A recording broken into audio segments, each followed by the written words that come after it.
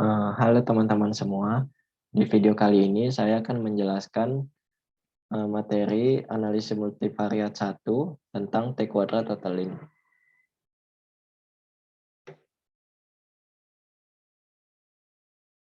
Sebelumnya, perkenalkan, nama saya Dewumade Agung Arsana. Saya merupakan praktikan analisis multivariat 1 dari kelas A. Saat ini saya merupakan mahasiswa S1 Statistika di Universitas Brawijaya. Di video kali ini ada beberapa materi yang dibahas. Yang pertama ada T kuadrat totaling, kemudian studi kasus, kemudian penyelesaian dengan RStudio, dan yang terakhir interpretasi dari setiap penyelesaian. Yang pertama ada T kuadrat totaling. Terdapat konsep dasar dari T kuadrat totaling. Uji T kuadrat totaling merupakan pengembangan uji T2 sampel bebas atau perbedaan rata-rata dua kelompok yang bersifat independen. Perbedaannya terletak pada jumlah variabel dependen. Pada uji T2 sampel bebas hanya memiliki satu variabel dependen, sedangkan uji T kuadrat totaling memiliki lebih dari satu variabel dependen. Kemudian T kuadrat totaling memiliki fungsi, yaitu melihat perbedaan antara dua kelompok percobaan, di mana masing-masing kelompok terdiri dari dua variat atau lebih, dan akan dilakukan analisis statistika pada variat tersebut secara serentak. Kemudian ada asumsi dari uji T kuadrat totaling. Yang pertama adalah data berdistribusi secara normal. Untuk memenuhi asumsi yang pertama ini, kita dapat menggunakan uji Shapiro-Wilks. Kemudian yang kedua adalah ragam data adalah homogen. Untuk memenuhi asumsi yang kedua, kita dapat menggunakan uji Box-M.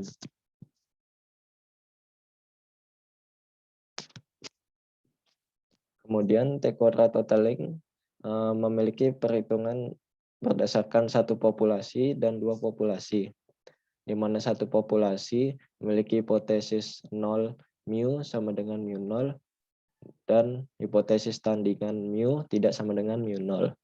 Kemudian berikut statistik uji yang digunakan pada T kuadrat totaling satu populasi, di mana S merupakan matriks ragam peragam. N adalah jumlah populasi. Ya.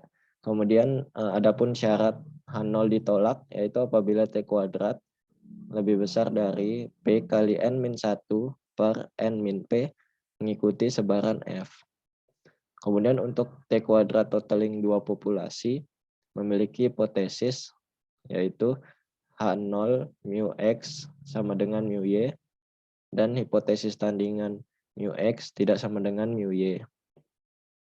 Berikut merupakan statistik uji yang digunakan pada T kuadrat totaling dua populasi.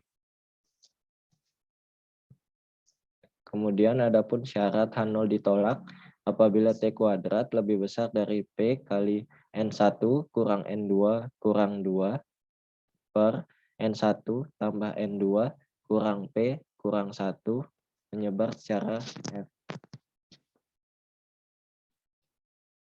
Kemudian kita akan berlanjut ke studi kasus.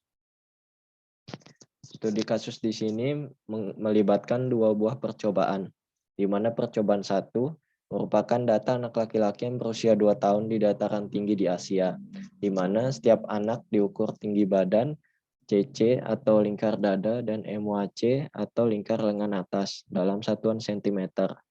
Data pengukuran yang diperoleh adalah sebagai berikut. Untuk data anak laki-laki terdiri dari 6 anak. Kemudian pada percobaan kedua disajikan data anak perempuan yang berusia 2 tahun di dataran tinggi di Asia, di mana setiap anak diukur tinggi badan, CC atau lingkar dada, dan MOAC atau lingkar lengan atas dalam satuan sentimeter. Data pengukuran yang diperoleh adalah sebagai berikut. Data anak perempuan yang diambil adalah 9 anak. Kemudian akan dibandingkan uji T kuadrat totaling antara percobaan 1 atau data anak laki-laki dan percobaan 2 atau data anak perempuan. Kemudian selanjutnya kita akan melakukan penyelesaian dengan RStudio. Yang pertama, berikut adalah sintak yang digunakan. Yang pertama-tama, teman-teman bisa memanggil atau mengimpor data terlebih dahulu dari Excel. Untuk format Excel-nya dapat dilihat pada tabel sebelah kanan. Ya. Kemudian mendefinisikan data laki-laki dan data perempuan. Kemudian untuk uji asumsi, yang pertama adalah uji normal multivariat. Hipotesis yang digunakan yaitu H0, data berdistribusi secara normal, dan H1, data tidak berdistribusi secara normal. Kemudian untuk sintak yang digunakan yaitu library DPLYR. Sebelumnya apabila teman-teman belum memiliki package DPLYR, teman-teman bisa menginstal package DPLYR terlebih dahulu. Kemudian sintak yang digunakan yaitu Sapirotest T data laki-laki. Kemudian setelah di running akan didapatkan hasil sebagai berikut. Kemudian untuk keputusan p-value yang didapatkan adalah 0,005014, di mana p-value tersebut lebih kecil dari nilai alfa. Nilai alfa adalah 0,05, sehingga H0 ditolak.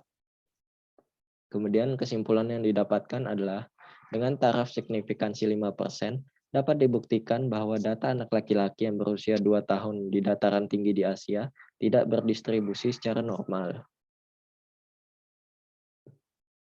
Kemudian untuk data perempuan, untuk hipotesis yang digunakan sama seperti sebelumnya. Kemudian sintak yang digunakan yaitu Sapirotest T data perempuan. Setelah melakukan running pada software RStudio, didapatkan hasil seperti berikut. Setelah itu didapatkan keputusan p-value yang didapatkan adalah 0,0001313, di mana p-value tersebut bernilai lebih kecil dari nilai alfa, di mana nilai alfa yang digunakan adalah 0,05. Maka H0 ditolak. Dapat disimpulkan bahwa dengan taraf signifikansi 5%, dapat dibuktikan bahwa data anak perempuan yang berusia 2 tahun di dataran tinggi di Asia tidak berdistribusi secara normal. Kemudian kita akan menguji asumsi yang kedua, yaitu uji homogenitas ragam data, di mana H0 yang digunakan adalah ragam data anak laki-laki sama dengan ragam data anak perempuan. Dan hipotesis tandingannya yaitu ragam data anak laki-laki tidak sama dengan ragam data anak perempuan. Kemudian berikut sintak yang dapat digunakan oleh teman-teman dalam menguji asumsi homogenitas ini, yaitu dengan menggunakan library BioTools. Sama seperti sebelumnya, jika teman-teman belum memiliki package BioTools, dapat diinstal terlebih dahulu. Kemudian didapatkan hasil perhitungan seperti berikut. Setelah itu didapatkan keputusan. P-value yang didapatkan adalah 0,7676, di mana P-value tersebut lebih besar dari nilai alfa, di mana nilai alfa adalah 0,05. Maka H0 diterima. Kemudian didapatkan kesimpulan, dengan taraf signifikansi 5%, dapat dibuktikan bahwa ragam data anak laki-laki dan perempuan adalah homogen.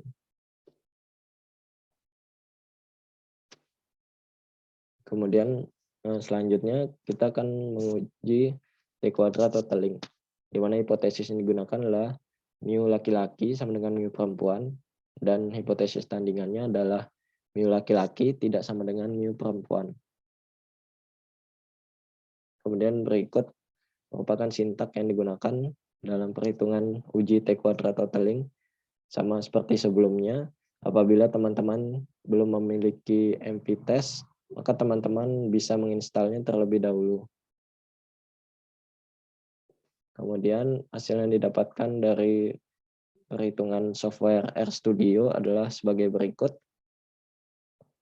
Keputusan yang didapatkan yaitu p-value sama dengan 0,269, di mana p-value lebih besar dari nilai alfa, di mana nilai alfa adalah 0,05. Maka H0 diterima. Dari keputusan tersebut didapatkan kesimpulan dengan taraf signifikansi 5%, dapat dibuktikan bahwa rata-rata data anak laki-laki dan perempuan yang berusia 2 tahun di dataran tinggi di Asia adalah sama. Ya, mungkin sekian video penjelasan mengenai materi analisis multivariat 1 T kuadrat totaling dari saya. Untuk kurang dan lebihnya mohon dimaafkan, baik itu disengaja maupun tidak disengaja. Sekian dari saya, terima kasih.